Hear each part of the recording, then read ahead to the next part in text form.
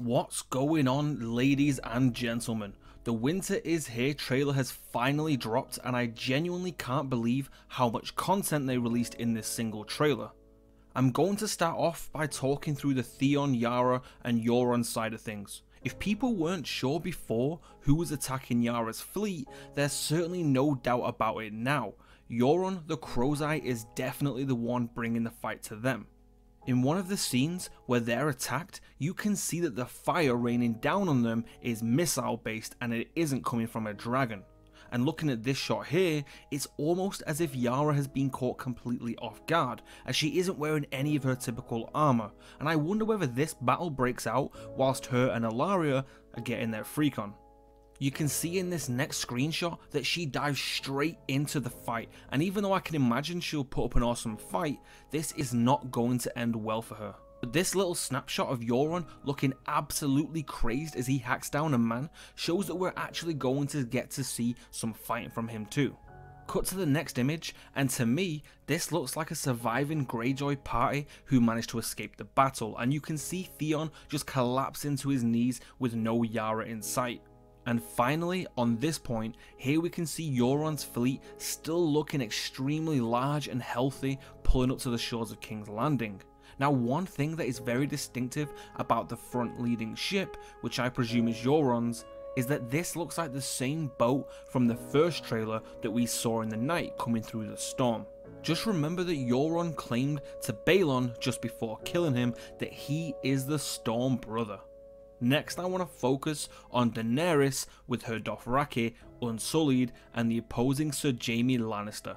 First up, this shot of Grey Worm made me wonder whether Tyrion has provided intel on Casterly Rock and whether they plan to take it from within like they did with Yunkai and Meereen, because we can see him here nodding to someone else as they sail up to a cave opening.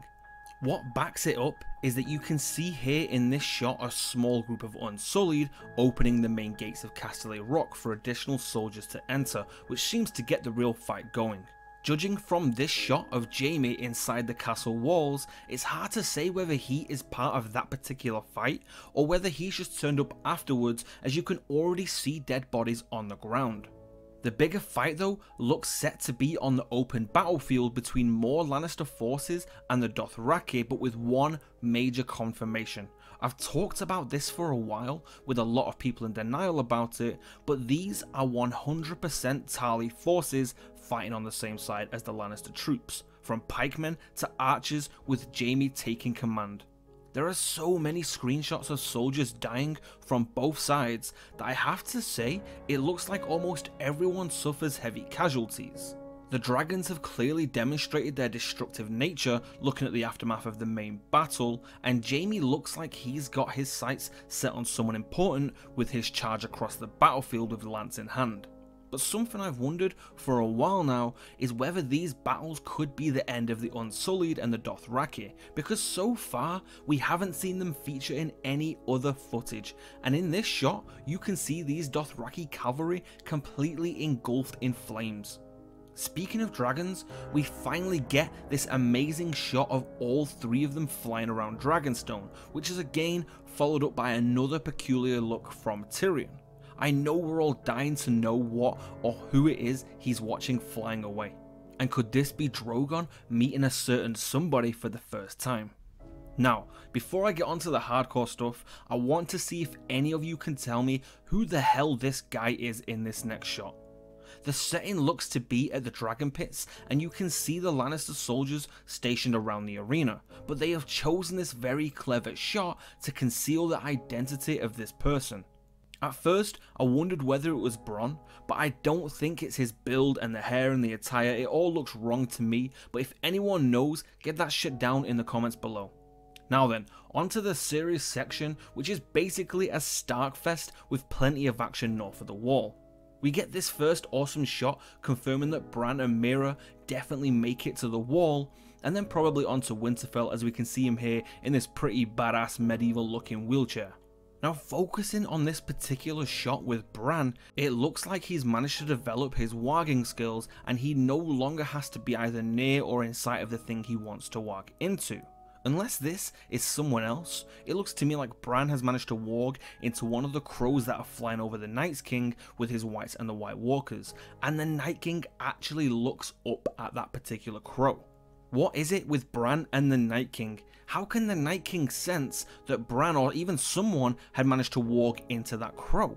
This connection only throws more fire onto my theory about the identity of the Night King, and if you haven't seen that theory yet, then click on the card above and seriously check that out. Also, I tried to work this out, but who is the man that is stood in the same scene as Bran by the weirwood? The opening scene of the trailer gives Sansa some serious screen time considering it was a trailer, but what is this look on her face? What has she done or what is she planning? It almost looks as if she has tears in her eyes, and I'm starting to wonder how much has Baelish managed to get inside her head. The biggest thing to talk about though from the entire trailer was the amount of additional footage we got of Jon and company north of the Wall. It's confirmed that there are definitely close-up fights between the White Walkers and Jon, which I am hyped to see, and we even got screenshots of the Hound and Tormund both looking to be in the thick of fighting. But the scene with Beric Dondarrion lighting up his sword is just bad as hell. He looks ready to go down fighting. One of the final shots we see of them together, they look completely surrounded by Whites, and from the couple of shots I've taken, I would say there are about 4 or 5 surviving people by this point.